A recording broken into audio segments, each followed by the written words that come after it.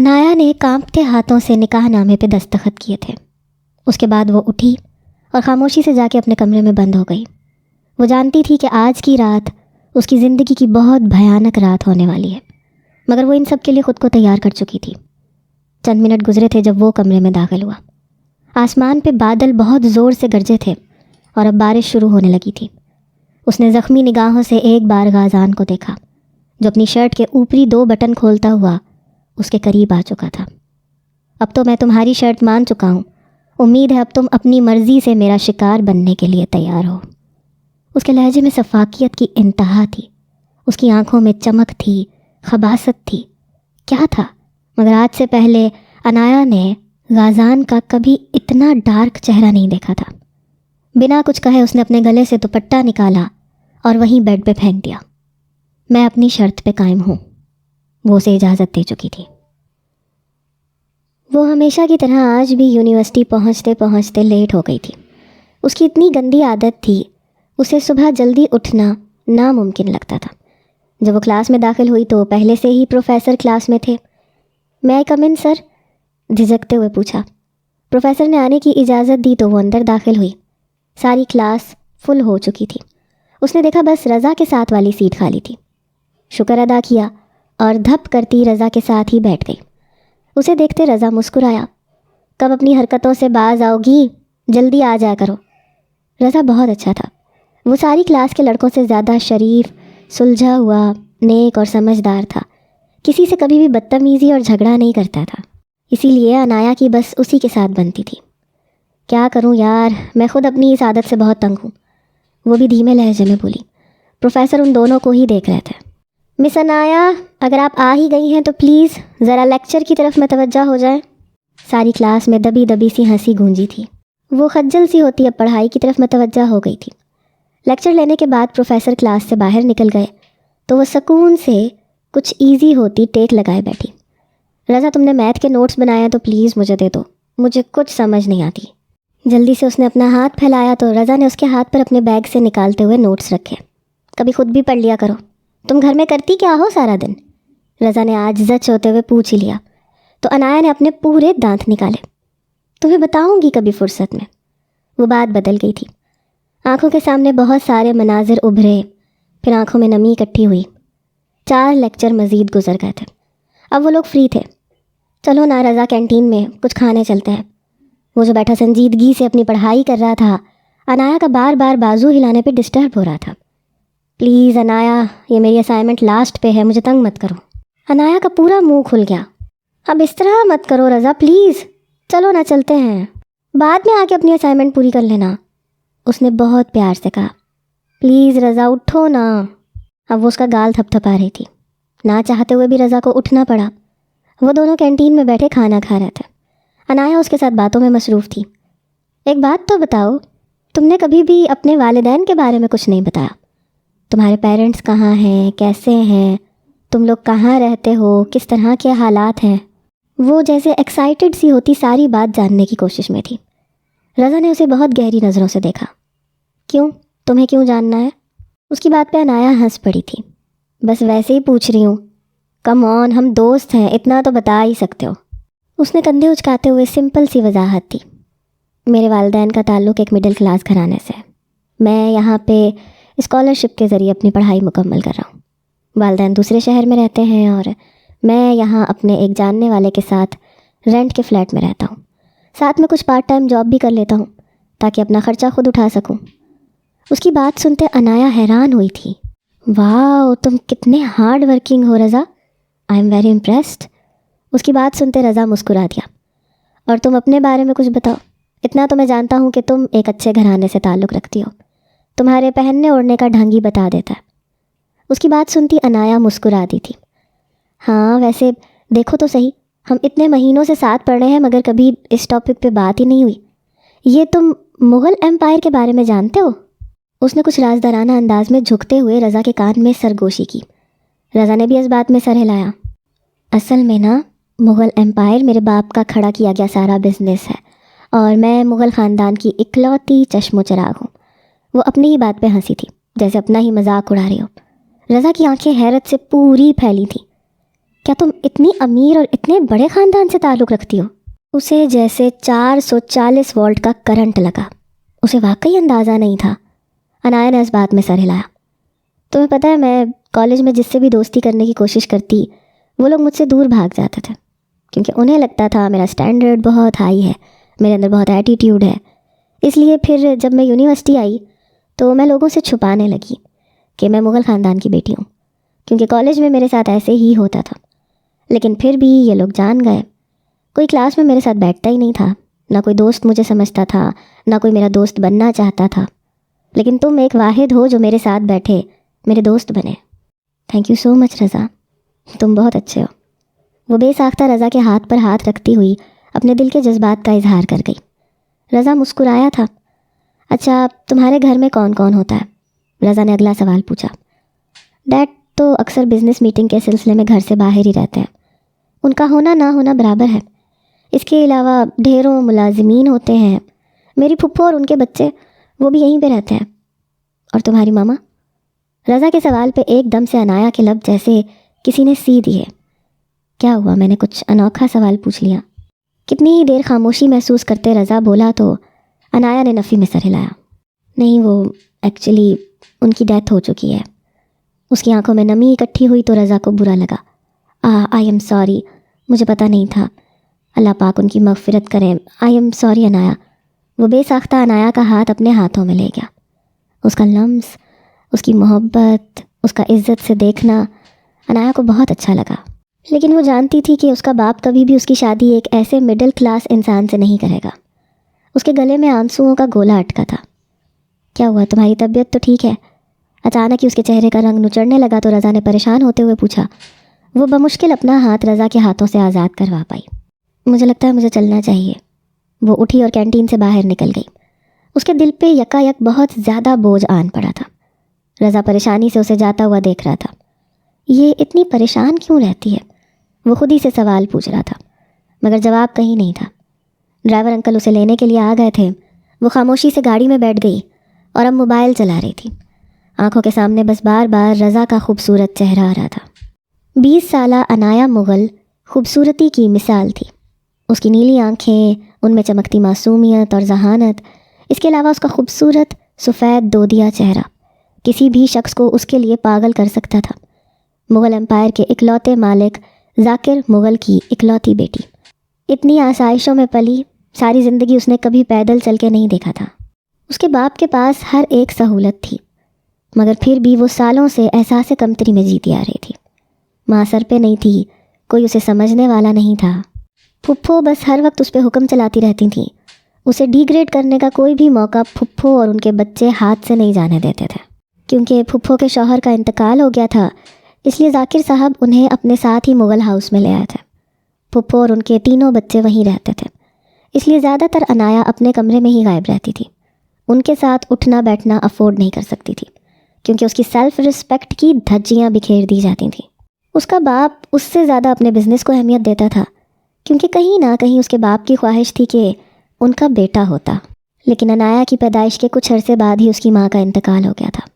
اس کے بعد اس کے باپ نے شادی نہیں کی، کیونکہ پھر ویسی فرما بردار کوئی دوسری بیوی مل ہی نہیں سکی. لیکن وہ جانتی تھی کہ اس کا باپ بہت ساری عورتوں کے ساتھ چکر چلاتا رہتا ہے. وہ پتہ نہیں کس کس کے ساتھ ریلیشن شپ میں رہتے ہیں، مگر شادی نہیں کرتے. اور یہ سب کچھ وہ مغل ہاؤس سے باہر ہی کرتے تھے. انہوں نے اپنی کوئی بھی ریلیشن مغل ہاؤس کی 4 دیواری کے اندر نہیں رکھی تھی. اس کے باپ کا رویہ بھی اس کے ساتھ فارمل سا رہتا تھا.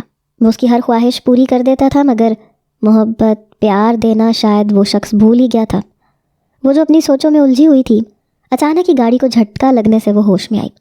اس نے حیرانی سے سامنے دیکھا. کیا ہوا انکل؟ گارڈ سے پوچھا. پتہ نہیں بیٹا، یہ سڑک کے بیچوں بیچ یہ درخت کیسے گرا پڑا ہوا ہے. یہ سڑک سنسان سی تھی، کیونکہ اکثر ہی ڈرائیور انکل شارٹ کٹ راستہ لے لیتے تھے تاکہ انایا کو جلدی گھر پہنچا سکے. انایا نے بھی حیران ہوتے ہوئے سڑک کی طرف دیکھا جہاں پہ واقعی ایک درخت گرا پڑا ہوا تھا. وہ خود حیران ہوئی. بیٹا آپ گاڑی میں ہی رہنا، میں باہر دیکھ کے آتا ہوں. ڈرائیور انکل اتنا کہتے ہوئے گاڑی سے باہر نکل آئے. ابھی وہ 2 قدم ہی چلے تھے جب نہ جانے کہاں سے سڑک کے دونوں اطراف سے 4-5 گارڈز نکل کے آئے. انہوں نے ایک جھٹکے سے ڈرائیور کے سر پہ گن رکھی. یہ منظر دیکھتے انایا کی چیخیں نکل گئی. 2 گارڈز گاڑی کی طرف آئے، دروازہ کھولا، انایا کو باہر نکلنے کا اشارہ کیا۔ وہ اپنے دونوں ہاتھ اٹھا گئی۔ پلیز دیکھو، جو بھی چاہیے لے لو، مجھے ہاتھ مت لگانا۔ وہ گھبرا سی گئی تھی، اس طرح کی سچویشن کا سامنا اس نے کبھی نہیں کیا تھا۔ اگلے ہی پل ایک گارڈ نے اس کے چہرے پہ کچھ اسپرے کیا اور پھر وہ ہوش و حواس سے بیگانہ ہو گئی۔ دوسرے گارڈ نے پسٹل کو زور سے ڈرائیور کے سر پہ دے مارا۔ ڈرائیور وہیں ہوش و حواس سے بیگانہ ہو گیا۔ پھر وہ انایا کو اپنی گاڑی میں ڈالتے وہاں سے نکلتے چلے گئے۔ جب ڈرائیور انکل کو ہوش آئی تو شام کا اندھیرا پھیل گیا تھا۔ انہوں نے جیسے ہی یہ بات ذاکر مغل کو بتائی، ذاکر مغل تو جیسے آگ بگولا ہو گیا۔ بے شک وہ اپنی بیٹی سے اتنا پیار محبت نہیں کرتا تھا، مگر تھی تو بیٹی، اور اپنی بیٹی کی کڈنیپنگ کا مطلب ایک اسکینڈل ہونا، اور وہ کوئی بھی اسکینڈل افورڈ نہیں کر سکتا تھا کیونکہ وہ شہر کے سب سے بڑے اور مشہور بزنس مین تھے۔ سارے شہر کی پولیس کو انہوں نے خفیہ طریقے سے انایا کو ڈھونڈنے میں لگا دیا، مگر انایا کا کہیں بھی کوئی بھی نام و نشان نہیں مل سکا۔ آج دوسرا دن تھا، انایا یونیورسٹی نہیں آئی تھی اور رضا پریشان سا بیٹھا تھا۔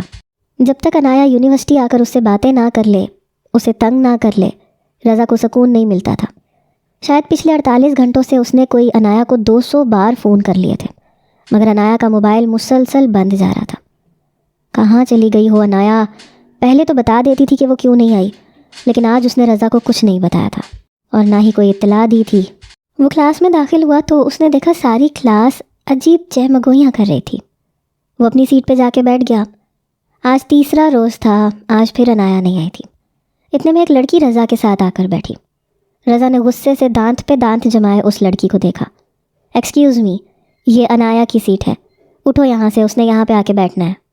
رضا کچھ غصے سے بولا تھا کیونکہ ہمیشہ ہی وہ اپنی سیٹ انایا کے ساتھ شیئر کرتا تھا۔ او ہو رضا، کیا ہو گیا ہے؟ انایا نہیں آئے گی۔ تم نے وہ نیوز نہیں سنی؟ انایا کڈنیپ ہو گئی ہے۔ الفاظ تھے کہ پگھلتا ہوا سیسا جو رضا کو اپنے کانوں میں جاتا محسوس ہوا۔ کیا بکواس کر رہی ہو؟ اگر وہ 2 دن یونیورسٹی نہیں آئی تو تم لوگ کیا خود ہی سے آل فال من گھڑت کہانی بنا کے بیٹھ گئے ہو؟ اس نے ساری کلاس کو دیکھتے اونچے لہجے میں کہا اور سارے ہنس پڑے۔ ارے اتنے بڑے شخص کی بیٹی ہے، اور ایسا شخص جو بزنس کی دنیا میں بے تاج بادشاہ کہلایا جائے، تو پھر ان کے ہزاروں دشمن بھی ہوں گے، اور ان کی اکلوتی بیٹی ہے انایا مغل۔ کیا اس نے تمہیں نہیں بتایا؟ نہیں، اس نے کیسے بتایا ہوگا بھلا؟ تمہارا اور اس کا کوئی میچ تھوڑی ہے۔ تم ٹھہرے ایک مڈل کلاس سے سمپل سے لڑکے، اور وہ محلوں میں رہنے والی شہزادی۔ اسے بھول جاؤ رضا اور ہم پہ دھیان دو، ہم بھی تو اتنی خوبصورت لڑکیاں ہیں۔ اور فکر مت کرو، ہمارے والدین انایا کے والد کی طرح بہت امیر نہیں ہیں، مگر پھر بھی تمہیں داماد تو بنا ہی لیں گے۔ وہ ساری کھلکھلا کے ہنس پڑی تھی اور رضا کا چہرہ ذلت کے احساس سے سرخ پڑا تھا۔ Shut up, just shut up. تم لوگ جانتے ہی کیا ہو، دوستی میں امیری غریبی میٹر نہیں کرتی، اور انایا میری بیسٹ فرینڈ ہے۔ خبردار اس کے بارے میں کوئی بھی بکواس بات کہی تم لوگوں نے، تمہیں چھوڑوں گا نہیں میں۔ وہ غصے سے کلاس سے باہر نکل آیا تھا اور اب وہ نیوز چیک کر رہا تھا۔ واقعی نیوز میں یہ خبر پھیل رہی تھی کہ شاید ذاکر مغل کی بیٹی کڈنیپ ہو گئی ہے، کیونکہ سڑک پہ ان لوگوں کو انایا کا ڈرائیور بے ہوش ملا تھا، اس کے سر پہ چوٹ لگی ہوئی تھی۔ انایا کا موبائل بھی وہیں ٹوٹا ہوا ملا تھا۔ یہ دیکھتے ہوئے رضا بہت پریشان ہوا۔ وہ تو انایا کی فیملی میں سے کسی کو جانتا بھی نہیں تھا، پھر وہ انایا کو کہاں ڈھونڈے گا؟ وہ جلدی سے اپنی بائک کی طرف بھاگا تھا اور اب وہ اس راستے پر جا رہا تھا جہاں سے انایا غائب ہوئی تھی۔ وہاں پہ صرف سنسان جنگل تھا۔ ہو سکتا ہے انایا یہیں کہیں ہو، آس پاس کسی گھر میں، کسی فارم ہاؤس میں۔ اسے انایا کو ڈھونڈنا تھا کیونکہ وہ اس کی بیسٹ فرینڈ تھی۔ آج اسے یہاں آئے تیسرا روز ہو چکا تھا اور وہ اس دن سے کمرے میں ہی بند تھی۔ صرف ایک ملازمہ آ کے اسے کھانا دے جاتی تھی۔ وہ نہیں جانتی تھی وہ کہاں ہے، لیکن شاید یہ شہر سے کوئی باہر کی جگہ تھی۔ کون ہو تم؟ مجھے بتاؤ کہ کیوں اغوا کر رکھا ہے مجھے؟ جیسی ملازمہ کمرے میں کھانا دینے کے لیے داخل ہوئی، وہ چیخ پڑی، ہم نہیں جانتے میم، یہ سوال جب سر آئیں گے آپ سر سے ہی کیجیے گا۔ ملازمہ نے ہمیشہ کی طرح وہی جواب دیا تھا۔ کون ہے تم لوگوں کا باس؟ میں اسے چھوڑوں گی نہیں۔ تم لوگ شاید جانتے نہیں ہو میں ذاکر مغل کی بیٹی ہوں، اور میرا باپ شہر کی اینٹ سے اینٹ بجا دے گا مگر مجھے ڈھونڈ کے ہی رہے گا۔ وہ چلائی تھی مگر ملازمہ جا چکی تھی۔ آج اس نے کھانے کو ہاتھ نہیں لگایا اور آج بھاگنے کا کوئی طریقہ ڈھونڈ رہی تھی۔ کاش کوئی مجھے بچانے کے لیے یہاں پہ آ جاتا، مگر اس کا باپ کیا اسے ڈھونڈ پائے گا؟ اس نے آنکھیں بند کی تھیں۔ ایک پل کے لیے آنکھوں کے سامنے باپ کے علاوہ ایک اور چہرہ آیا تھا، رضا۔ اس کے ہونٹ پھڑ پھڑائے تھے۔ اس کے پاس نہ موبائل تھا نہ کوئی کانٹیکٹ، وہ کیسے رابطہ کرے گی؟ سمجھ نہیں آ رہی تھی۔ ہم دونوں دوست ہیں انایا، رضا کی آواز کہیں کانوں میں گونجی۔ اس نے ایک نظر ونڈو کو دیکھا، پھر ونڈو کھولی، وہ دوسرے فلور پر تھی۔ وہ نیچے کیسے جائے سمجھ نہیں آ رہی تھی۔ پھر اس نے ایک نظر بیڈ شیٹ پہ ڈالی، ہاں یہ میرے کام آ سکتی ہے۔ وہ بھی پھر انایا مغل تھی، ہار ماننا تو سیکھا ہی نہیں تھا۔ جلدی سے بیڈ شیٹ کو بالکنی کے ساتھ باندھنے کے بعد وہ اس سے لٹکتی ہوئی بہت مشکل سے نیچے پہنچی۔ وہ واقعی کوئی فارم ہاؤس تھا۔ وہ آس پاس دیکھتی ہوئی بھاگ رہی تھی، لیکن فارم ہاؤس تھا کہ ختم ہونے کا نام نہیں لے رہا تھا۔ بالآخر اسے ایک گیٹ نظر آ ہی گیا، مگر وہاں پہ گارڈ بیٹھے ہوئے تھے، اور اب گارڈز کی نظر سے بچا کے جانا بہت مشکل تھا۔ کچھ دیر سوچتی رہی کہ کیا کرے، پھر اسے ایک آئیڈیا آیا۔ وہ پاس ہی وہاں ایک درخت کے پیچھے گئی اور وہاں پہ زمین پہ پڑے مٹی کے کچھ ٹکڑے اٹھائے۔ اب وہ ان ٹکڑوں کو زور سے دیوار پہ مارنے لگی، لیکن آواز اتنے اچھے سے نہیں نکل رہی تھی۔ اسے کچھ سخت چاہیے تھا، کوئی کنکر اور پتھر وغیرہ۔ کچھ دیر وہ مزید اندھیرے میں تلاش کرتی رہی، کیونکہ رات اپنے آخری پہروں پہ تھی۔ اس کے ہاتھوں میں 2-3 چھوٹے چھوٹے پتھر کے ٹکڑے آ گئے تھے۔ اس نے پوری قوت سے ان ٹکڑوں کو دیوار میں مارا کہ شور پیدا ہو۔ گارڈ چکنا ہوتے اس دیوار کی جانب آنے لگے اور وہ جلدی سے درخت کی اوٹ میں ہو گئی۔ جیسے ہی گارڈز آگے بڑھے، وہ درخت کی اوٹ سے دوسری سائڈ نکلتی ہوئی گیٹ کی طرف بھاگی اور چھوٹا سا گیٹ کھولتے ہوئے باہر بھاگ گئی۔ وہ بھاگتی جا رہی تھی، وہ نہیں جانتی تھی وہ کہاں جائے گی، جب سامنے سے آتے کسی وجود سے ٹکرائی۔ ایک پل کے لیے اس کے لبوں سے چیخ نکلتے نکلتے رہ گئی۔ وہ بہت بری طرح سے کانپ رہی تھی۔ چاند کی روشنی میں اس نے سامنے والے کا چہرہ دیکھنا چاہا، اور اگلے ہی پل اس نے سکون کی سانس لی۔ وہ رضا تھا۔ رضا، اچھا ہوا تم آ گئے۔ میں نہیں جانتی یہ کون لوگ ہیں اور کیوں مجھے اغوا کر کے رکھا ہے۔ پلیز خدا کے لیے مجھے یہاں سے دور لے جاؤ، مجھے بہت ڈر لگ رہا ہے۔ وہ ایک بار پھر رضا کے سینے سے لگ گئی۔ انایا، اس نے رضا کی آواز سنی۔ اس کے بعد اسے اپنی گردن پہ کچھ نوکیلا محسوس ہوا، پھر وہ ہوش و حواس سے بیگانہ ہو گئی۔ جب اس نے آنکھیں کھولیں تو خود کو دوبارہ اسی کمرے میں پایا۔ وہ حیران پریشان سی اٹھ کے بیٹھی۔ کیا اس نے صرف خواب دیکھا تھا؟ کیا اس نے یہاں سے بھاگنے کی کوشش کی تھی؟ اور وہ رضا کو دیکھنا، وہ صرف خواب تھا؟ وہ اپنی بے بسی پہ رونے کے سوا اور کیا کر سکتی تھی؟ اگلے ہی پل کمرے کی لائٹس جل اٹھیں۔ وہ اپنی آنکھیں میچتی ہوئی آس پاس دیکھنے لگی تو آنکھوں میں حیرت بے یقینی ابھری۔ وہ پتھر ہو چکی تھی۔ سامنے ہی 3 پیس سوٹ میں ملبوس ایک شخص صوفے پہ بیٹھا ہوا تھا۔ 25-26 سال اس کی عمر تھی۔ اس کا خوبصورت چہرہ دیکھ انایا کا سانس رک گیا۔ اسے لگا شاید اس سے زیادہ خوبصورت شخص اس نے کبھی دنیا میں نہیں دیکھا۔ اس کے پیچھے ہی کچھ نوکر کھڑے تھے۔ وہ بے یقینی اور پھٹی پھٹی نگاہوں سے سامنے بیٹھے اس شخص کو دیکھ رہی تھی۔ ایک پل کے لیے اس کے سر پر زمین و آسمان گھومنے لگے۔ سو مس انایا ذاکر مغل، تو تمہیں ہوش آ ہی گیا؟ اس کے لہجے کی سختی نے انایا کو ساکت کر دیا تھا۔ وہ بیڈ سے اٹھی، قدم قدم چلتی اس کی جانب آ رہی تھی۔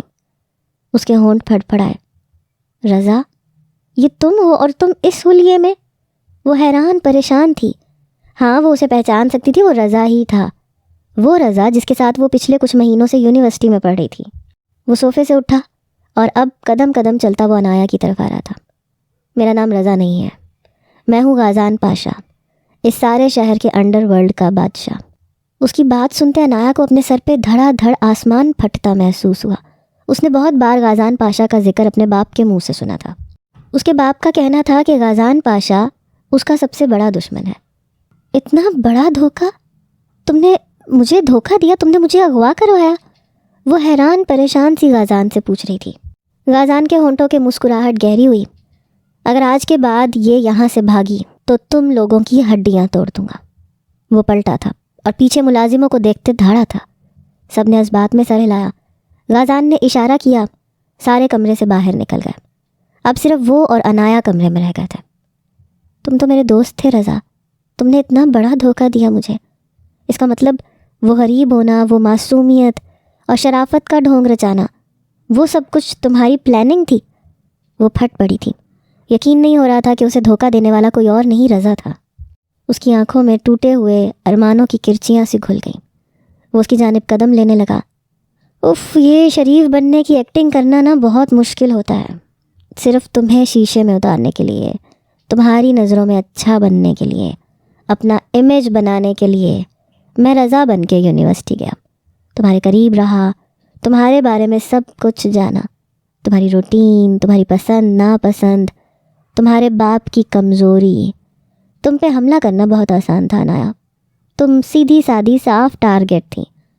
اس کی بات سنتے انایا کا سانس رکنے لگا تھا، یقین نہیں ہو رہا تھا وہ کس شخص کو دل دے بیٹھی۔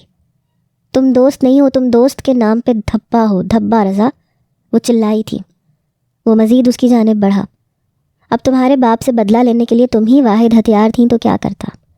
تمہارے باپ نے میرا بہت بڑا نقصان کیا ہے، تمہارے باپ کی وجہ سے میرے باپ کی موت ہوئی اور میں یتیم ہو گیا، اپنی ماں باپ سے بچھڑ گیا، تو پھر کیسے میں تمہارے باپ کو سکون سے رہنے دوں؟ اب اس سے بدلہ لینے کے لیے تم میرا بہترین ہتھیار ہو۔ وہ اس کے قریب آتا، اس کا گال سہلا رہا تھا۔ اگلے ہی پل انایا نے اسے خود سے دور دھکیلا۔ خبردار اگر تم نے میرے قریب آنے کی کوشش کی یا مجھے ہاتھ لگایا، تمہاری جان نکال دوں گی میں، وہ چلائی تھی۔ غازان کہا لگا کے ہنس پڑا۔ اس نے ایک نظر خوف سے دروازے کی جانب دیکھا جو بند تھا۔ دیکھو رضا، مجھے جانے دو، اگر تم نے میرے باپ سے بدلہ لینا ہے تو ان سے لو، مجھے کیوں ان سب میں گھسیٹ رہے ہو؟ وہ پریشان سی ہوتی لڑکھڑائی تھی۔ اگلے ہی پل رضا نے اس کا منہ دبوچا تھا، کیونکہ مجھے عزت کے بدلے عزت چاہیے۔ تمہارے باپ نے میری ماں کے ساتھ جو کچھ کیا تھا، اس کے بعد میں تمہارے ساتھ بھی وہی سلوک کر کے اپنی ماں کی موت کا بدلہ لینا چاہتا ہوں۔ صرف 10 سال کا تھا میں جب میری آنکھوں کے سامنے تمہارے باپ نے میری ماں کو اپنی ہوس کا نشانہ بنایا تھا، اور پھر میری آنکھوں کے سامنے میری ماں کی جان لے لی تھی۔ میرے باپ کو ایکسیڈنٹ کے ذریعے مروا دیا تھا، کیونکہ صرف اس کے لیے میرا باپ بزنس کی دنیا کا ایک ہیرا تھا، اور تمہارے باپ کو صرف یہ انسیکیورٹی تھی کہ کہیں میرا باپ بزنس کی دنیا میں تمہارے باپ سے آگے نہ چلا جائے۔ میرے باپ کو مروا دیا، میری ماں کی خوبصورتی کو روند دیا، تو پھر تمہارے ساتھ میں کیا کر گزروں گا تمہیں اس بات کا اندازہ بھی نہیں ہے۔ وہ اس کا جبڑا دبوچتے ہوئے دھاڑا تھا۔ انایا کے سارے وجود میں خوف سرایت کر گیا۔ وہ کہاں پھنس گئی تھی؟ خدا کے واسطے یہ مت کرنا، دور رہو مجھ سے رضا، تمہیں تمہاری ماں کا واسطہ، میں بھی ایک عورت ہوں، تم کیسے میری عزت کے ساتھ کھیل سکتے ہو؟ وہ چلائی تھی۔ ماں کے واسطے پہ غازان ایک دم سے پیچھے ہٹ گیا اور اس کا ہاتھ اٹھا اور انایا کے چہرے پہ ایک تھپڑ کا نشان چھوڑ گیا۔ اگر آج کے بعد تم نے اپنی اس گندی زبان سے میری ماں کا نام لیا، تمہارا منہ نوچ لوں گا۔ وہ اتنی زور سے چلایا تھا کہ انایا کا سارا وجود کام کیا تھا۔ پھر وہ رکا نہیں، کمرے سے باہر نکل گیا اور انایا وہیں زمین پہ بیٹھی پھوٹ پھوٹ کے روتی چلی گئی۔ پورا 1 ہفتہ گزر گیا تھا، وہ یہیں پہ بند تھی، بس فرق اتنا تھا کہ اب وہ اسے کمرے سے باہر نکلنے کی اجازت دے دیتا تھا۔ ذاکر مغل اپنی بیٹی کو ڈھونڈ نہیں پایا، کیونکہ غازان نے اسے شہر سے باہر ایک فارم ہاؤس میں چھپایا تھا۔ اس کا فارم ہاؤس جس کے بارے میں کوئی بھی نہیں جانتا تھا۔ اس وقت وہ باہر گارڈن میں بیٹھی ہوئی تھی جب وہ بنگلے میں داخل ہوا۔ اس نے خود ہی بھاگنے کی کوشش نہیں کی، کیونکہ اگر رضا نے یہ سب کچھ کہا تھا تو سچ ہی ہوگا۔ وہ جانتی تھی اس کا باپ اپنے بزنس کی محبت میں کچھ بھی کر گزرے گا، اور اس کے باپ کو اندازہ تک نہیں ہوگا کہ وہ کسی کا کتنا بڑا نقصان کر دیتا ہے۔ وہ خاموشی سے اسے دیکھ رہی تھی۔ وہ گاڑی سے اترتا ہوا اب اس کی جانب آ رہا تھا۔ اس کے پاس سے گزرتا ہوا وہ رکا۔ 2 منٹ سے پہلے اندر پہنچو، سختی سے چلاتے ہوئے وہ اندر چلا گیا۔ اس وقت انایا نے سفید رنگ کی فراک پہن رکھی تھی، جس کے دامن میں ہلکے ہلکے گولڈن کلر کا کام ہوا تھا۔ وہ اپنے آنسو صاف کرتے ہوئے اٹھی اور اس کے پیچھے ہی اندر داخل ہوئی۔ ملازمہ نے اشارہ کیا وہ اوپر ہے، تو وہ بھی اوپر ہی چلی گئی۔ اوپر وہ لاؤنج میں صوفے پہ بیٹھا ہوا تھا۔ وہ بنا کچھ کہے اس کے سامنے جا کے کھڑی ہو گئی۔ وہ اپنا کوٹ وہیں اتار کے پھینک چکا تھا، ٹائی کی نوٹ ڈھیلی کرتے وہ بھی وہیں اتار کے رکھ دی۔ دیکھو، میں مزید تمہیں اس فارم ہاؤس میں برداشت نہیں کر سکتا۔ وہاں تمہارا باپ سکون سے بیٹھا ہے، یہاں میں بے سکون ہوں۔ تو پھر جس کام کے لیے تمہیں لایا گیا ہے وہ کام ہو جائے، تاکہ تمہارے باپ سے بدلہ لے کے میں تمہیں یہاں سے چلتا کروں۔ وہ سفاکیت کی انتہا کرتے ہوئے بولا۔ انایا نے بھیگی آنکھیں اٹھا کے اسے دیکھا۔ ایک وقت تھا جب وہ دونوں بہت اچھے اور بہترین دوست ہوا کرتے تھے۔ مجھے تمہاری ہر بات منظور ہے، تم جیسا کہو گے میں ویسا کروں گی، لیکن میری ایک شرط ہے، ایک چھوٹی سی شرط۔ اگر تم مان جاؤ تو میں خود اپنا وجود تمہیں دے دوں گی۔ وہ بے تاثر لہجے کے ساتھ بولی۔ غازان حیران رہ گیا۔ ویسے تو مجھے تمہاری کسی بھی شرط میں انٹرسٹ نہیں ہے، لیکن کیا ہے نا کہ تم ایک وقت میں میری دوست رہ چکی ہو، تو اس لیے بتاؤ کیا شرط ہے؟ اس کا انداز احسان کرنے والا تھا۔ رضا مجھ سے نکاح کر لو، اس کے بعد بے شک میرے جسم کو نوچ ڈالنا، میں تمہیں اف تک نہیں کہوں گی۔ اس کی بات سن کے غازان کا دماغ بھگ سے اڑا۔ تمہاری اوقات ہے کہ تم غازان پاشا کی بیوی بنو؟ اس نے کس قدر تنفر اور نفرت سے کہا تھا کہ عنایا کے لبوں کو ایک طنزیہ مسکان نے چھوا۔ جب تم نے پہلی بار بتایا کہ تم ایک مڈل کلاس فیملی سے تعلق رکھتے ہو تو میرے دماغ میں جانتے ہو پہلا جملہ کیا آیا تھا؟ کہ جب میں اپنے گھر جا کر اپنے باپ سے بات کروں گی کہ مجھے رضا بہت اچھا لگتا ہے، میں اس سے شادی کرنا چاہتی ہوں، تو میرا باپ کہے گا کہ کیا اس مڈل کلاس رضا کی اوقات ہے کہ وہ عنایا مغل کا شوہر بنے؟ لیکن پھر بھی میں تم سے شادی کرنا چاہتی تھی، اس وجہ سے کہ شاید میرا دل تم پہ آ گیا تھا، مجھے تم سے محبت ہو گئی تھی۔ لیکن نہیں، اب مجھے تم سے محبت نہیں ہے رضا۔ اگر تم چاہتے ہو کہ میرے باپ سے بدلہ لو تو میں خود تمہاری مدد کروں گی، لیکن صرف ایک شرط ہے، تمہیں مجھ سے نکاح کرنا ہوگا۔ اس کے بغیر میں تمہیں اپنا وجود چھونا تو دور، ہاتھ بھی نہیں لگانے دوں گی۔ اگر تم نکاح کے لیے مان جاتے ہو تو بے شک میری جان بھی لے لینا، میں مان جاؤں گی۔ پھر میں کبھی تمہاری زندگی میں دخل اندازی بھی نہیں کروں گی، تمہیں کبھی نظر بھی نہیں آؤں گی۔ بے شک تم مجھے نکاح نامہ بھی مت دینا، بے شک تم کوئی ثبوت بھی مت چھوڑنا کہ میں تمہارے نکاح میں ہوں، لیکن بنا نکاح کے تم مجھے ہاتھ لگانے کے بارے میں سوچو گے تو میں خدا کی قسم اپنی جان لے لوں گی۔ اور تم جانتے نہیں ہو، جب ایک لڑکی اپنی عزت کی حفاظت کرنے پہ آتی ہے نا تو پھر وہ جان کی قربانی دینا زیادہ آسان سمجھتی ہے۔ اس کے لہجے میں اتنی سختی تھی کہ غازان امپریس ہوئے بنا نہیں رہ سکا۔ داد دینے کے انداز میں اس نے دونوں ہاتھوں سے تالیاں بجائیں، پھر صوفے سے اٹھا، قدم قدم چلتا وہ عنایا کی جانب بڑھا تھا، اور عنایا ایک دم سے پیچھے ہو گئی۔ اس کے ہاتھ میں ایک چاقو تھا جو اس نے یہیں کچن سے اٹھایا تھا۔ اگلے ہی پل اس نے وہ چاقو اپنی شہرگ پہ رکھ لیا۔ تم میرے دوست رہے ہو، اس لیے تمہیں بہت پیار اور محبت سے کہہ رہی ہوں کہ تم ابھی جانتے نہیں ہو یہ عنایا مغل کیا چیز ہے۔ ایک بھی قدم اگر اب تم نے میری طرف بڑھایا تو خدا کی قسم میں اپنا گلا کاٹ لوں گی۔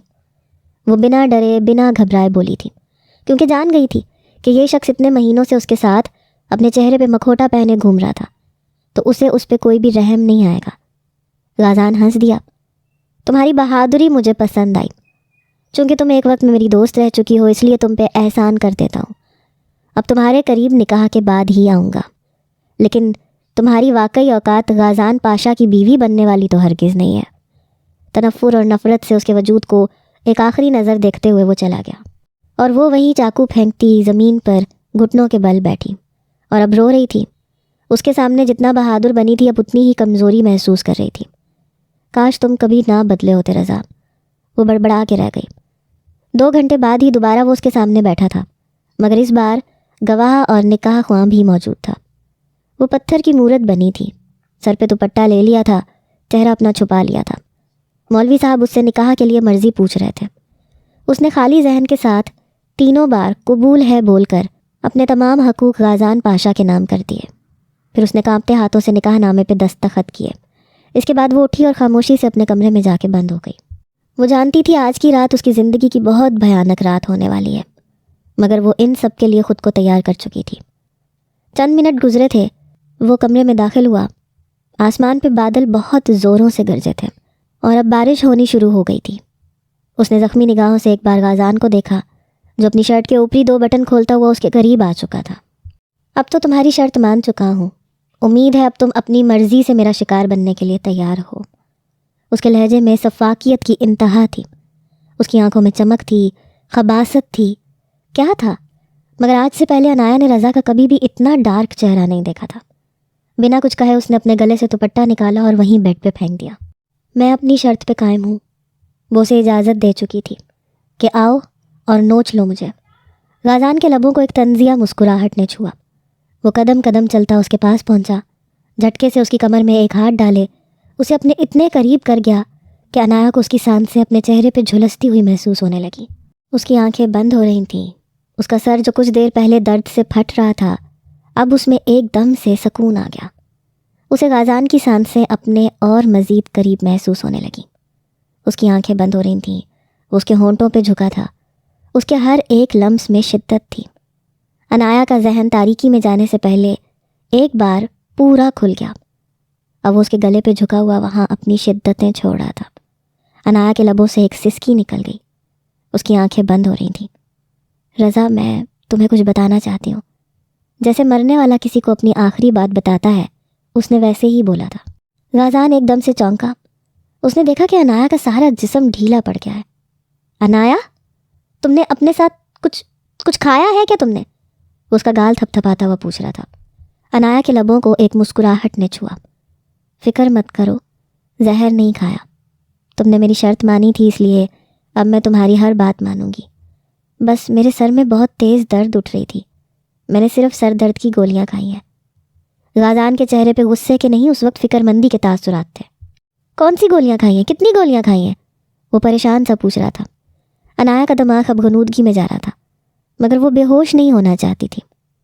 شاید 5 یا 6، مجھے لگتا ہے مجھے نیند آ رہی ہے۔ اور غازان کا دماغ بھگ سے اڑا۔ بے وقوف لڑکی، ایک ساتھ کون 5-6 گولیاں کھاتا ہے؟ 1 یا 2 کھاتی تو کافی تھا، وہ غصے سے ڈانٹ رہا تھا۔ عنایا کے لبوں کو مسکراہٹ نے چھوا۔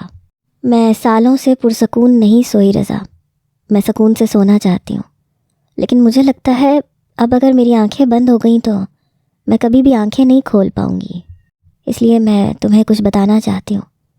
اس کا سارا وجود ٹھنڈا پڑ رہا تھا، اسے ٹھنڈے پسینے آ رہے تھے۔ غازان نے جلدی سے اسے بیڈ پہ لٹاتے اس کے اوپر بلینکٹ دیا۔ وہ ساری ٹھنڈ سے کانپنے لگی تھی۔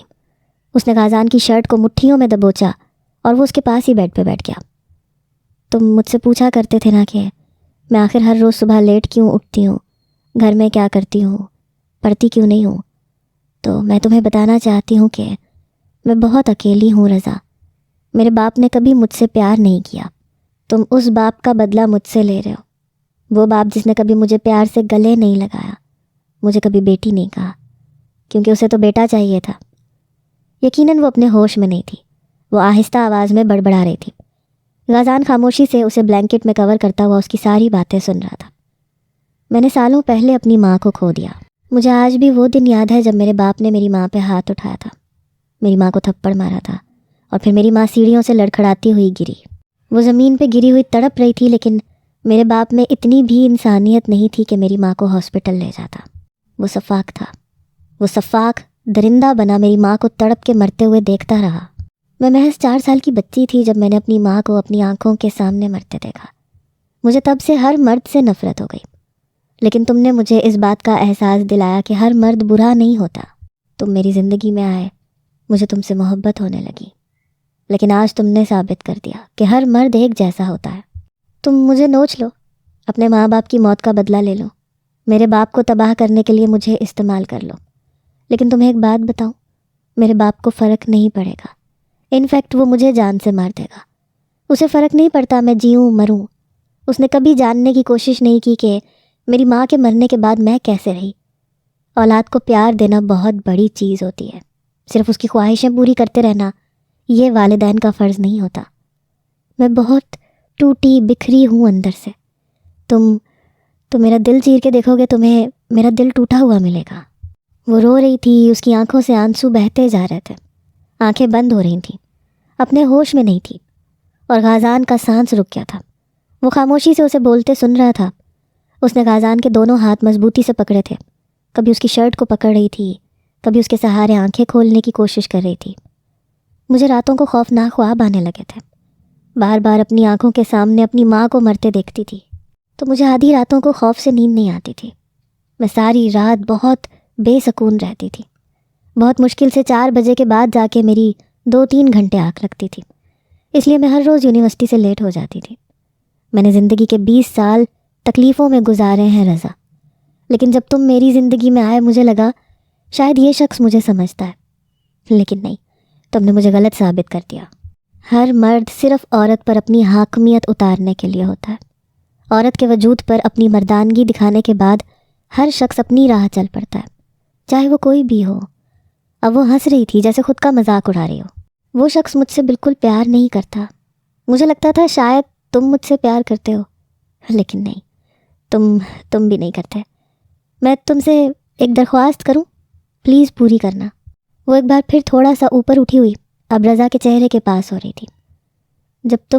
جب تمہارا بدلہ پورا ہو جائے نا تو پلیز مجھے ایسے چھوڑنا مت، مجھے مار دینا، میں تمہاری احسان مند رہوں گی، کیونکہ اب اس دنیا میں زندہ رہنا بہت مشکل ہے۔ اتنا کہتے ہوئے اس کی آنکھیں اب بند ہونے لگی تھیں۔ پلکوں پہ بوجھ بہت بڑھ گیا تھا۔ انایا سو جاؤ، مجھے تمہاری طبیعت ٹھیک نہیں لگ رہی، وہ بہت مشکل سے بولا تھا۔ گلے میں آنسوؤں کا گولا اٹک گیا تھا۔ وہ یہ کیا کرنے جا رہا تھا؟ انایا آنکھیں بند کر گئی۔ پھر اس کے بعد اسے کوئی ہوش نہیں رہی کہ وہ کہاں تھی، کیا کر رہی تھی، کچھ یاد نہیں رہا۔ غازان پریشان سا اس کے پاس بیٹھا تھا۔ اسے امید نہیں تھی کہ وہ اپنی زندگی میں اس قدر تکلیفوں سے گزر رہی ہوگی۔ اب اسے خود پہ غصہ آ رہا تھا۔ اس میں اور ذاکر مغل میں کیا فرق رہ گیا تھا؟ وہ بھی تو وہی بننے جا رہا تھا۔ اس کے لبوں سے فوراً توبہ نکلی تھی، فوراً معافی نکلی تھی۔ انایا پہ اچھے سے کمبل اڑانے کے بعد اس نے انایا کے ماتھے پہ لب رکھے۔ شکر ہے تم نے مجھے وقت رہتے روک لیا، ورنہ یہ میں کیا کرنے والا تھا۔ شکر ہے میری آنکھیں کھل گئیں۔ اس کی آنکھوں سے 2 آنسو ٹوٹ کے گرے تھے اور انایا کے ماتھے پہ پھسل گئے۔ اسے گھٹن ہونے لگی تھی۔ وہ کمرے سے باہر نکل آیا۔ صبح جب انایا کی آنکھیں کھلیں تو دن کے 10 بج رہے تھے۔ کمرہ مکمل طور پہ اندھیرے میں ڈوبا ہوا تھا۔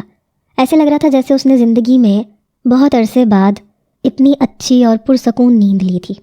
وہ سو کر اٹھی تو دیکھا وہ مکمل طور پہ کمبل سے کور تھی۔ کمرہ سارا خالی تھا، کمرے میں اندھیرا تھا، بس نائٹ بلب کی روشنی جل رہی تھی۔ انایا نے کچھ پل کے لیے اپنے حواس بحال کیے، یاد کرنا چاہا کیا ہوا تھا، وہ کہاں تھی۔ پھر آہستہ آہستہ سب کچھ یاد آتا گیا۔ اس کی آنکھوں کے سامنے کل رات کے دھندلے مناظر نمایاں تھے۔ تو کیا وہ اپنا بدلہ لے کر جا چکا؟ انایا نے حیران ہوتے ہوئے سوال پوچھا۔ وہ ابھی بھی بیڈ پہ بیٹھی یہ سب سوچ ہی رہی تھی جب کمرے کا دروازہ بہت آرام سے کھلا اور وہ کمرے میں داخل ہوا۔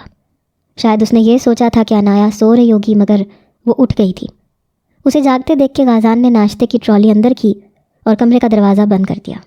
وہ حیرانی سے اسے دیکھ رہی تھی، جس نے آج 3 پیس سوٹ نہیں پہنا تھا بلکہ سمپل سی شرٹ اور ٹراؤزر پہنی تھی۔ بالکل اس حلیے میں تھا جس حلیے میں اکثر وہ یونیورسٹی میں آیا کرتا تھا۔ وہ حیران پریشان سی اسے دیکھ رہی تھی۔ وہ ٹرالی اس کے پاس ہی بیڈ پہ لے کے آ گیا۔ تو تم اٹھ گئی؟ چلو فریش ہو جاؤ پھر ناشتہ کر لو۔ وہ پھٹی پھٹی نگاہوں سے اسے دیکھ رہی تھی۔ کیا تم میرے ساتھ کوئی مذاق کر رہے ہو؟ اس نے حیران ہوتے ہوئے پوچھا تو رضا نے نفی میں سر ہلایا۔ تمہیں لگتا ہے کہ میں تمہارے ساتھ مذاق کر سکتا ہوں؟ سنجیدگی سے کہنے پہ انایا فوراً خاموش ہو گئی۔ کل رات کیا ہوا تھا؟ اس نے حیرانی سے پوچھا۔ کچھ نہیں ہوا تھا، تمہاری طبیعت خراب ہو گئی تھی۔ زیادہ دماغ پہ زور مت ڈالو اور جاؤ منہ ہاتھ دھو کے آؤ، ناشتہ کرو۔ اس کے لہجے میں اب تھوڑی سی سختی آ گئی تھی۔ انایا اسے غصے سے گھورنے لگی۔ تم کیا چھپا رہے ہو مجھ سے؟ اتنا اچھا بننے کی کوشش مت کرو رضا، وہ تلخی سے بول رہی تھی۔ طبیعت خراب ہے نا تو میرا دماغ کھانا بند کرو، اگر تمہیں کچھ کھانا ہی ہے تو کھانا کھاؤ۔ اب یہ لڑکی اسے غصہ دلا رہی تھی۔ انایا احتیاط سے بیڈ سے اٹھی، پھر واش روم میں جا کے بند ہو گئی۔ 5 منٹ بعد باہر نکلی۔ وہ اب بھی وہیں بیڈ پر ایک کنارے پہ بیٹھا ہوا تھا۔ وہ جھجکتے ہوئے دوبارہ بیڈ گراؤنڈ سے ٹیک لگائے بیٹھ گئی۔ اب ایسے کیا دیکھ رہی ہو؟ ناشتہ کرو، وہ اسے غصے سے گھور رہی تھی۔ تمہیں کب سے میرے کھانے کی فکر ہونے لگی؟ سچ بتاؤ کیا چاہتے ہو مجھ سے؟ جیسے وہ جانتی تھی کہ یہ شخص اپنے مطلب کے لیے کچھ بھی کر گزرتا ہے۔ مجھے لگتا ہے تمہارا کوئی اسکریو ڈھیلا ہو گیا رضا، یا پھر کل رات تم کوئی نشہ کر کے آئے تھے اور وہ نشہ تمہارے دماغ پہ چڑھ گیا ہے، اس لیے تم مجھے اس طرح ٹریٹمنٹ دے رہے ہو۔ وہ حیران پریشان اس کے سر کو چھوتی ہوئی بول رہی تھی، جبکہ اگلے ہی پل رضا نے اس کا ہاتھ پکڑے خود سے دور کیا۔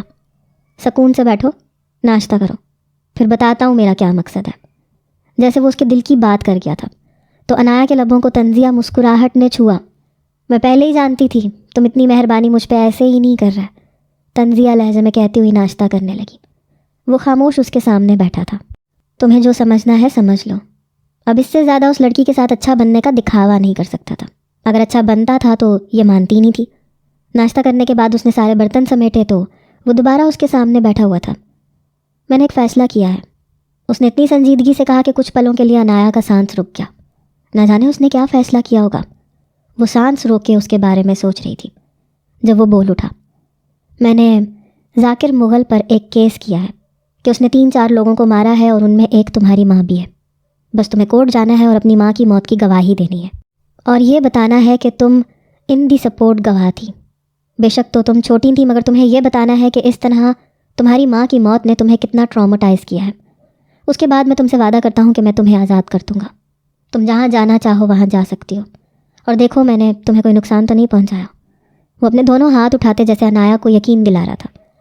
انایا حیرانی اور پھٹی پھٹی نگاہوں سے اسے دیکھ رہی تھی۔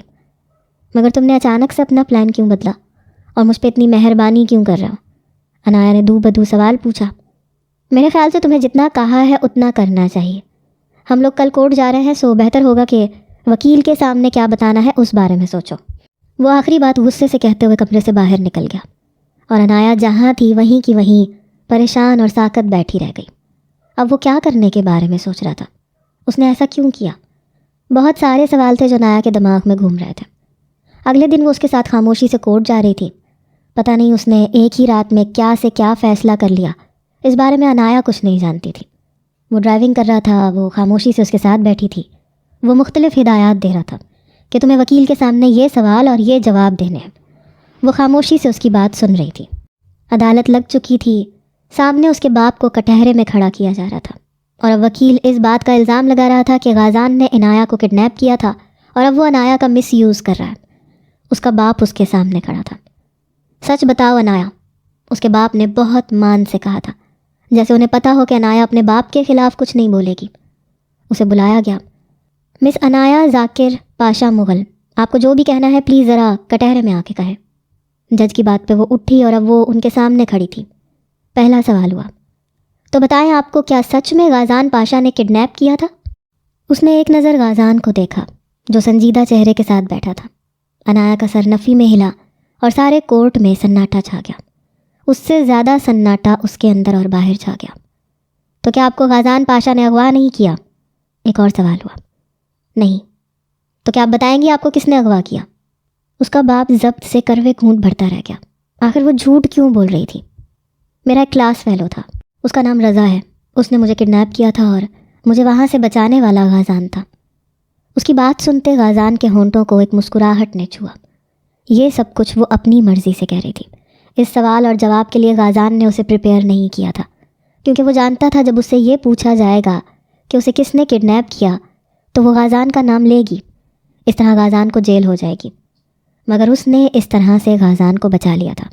غازان کو واقعی امید نہیں تھی. تو اب وہ آپ کا دوست رضا کہاں ہے؟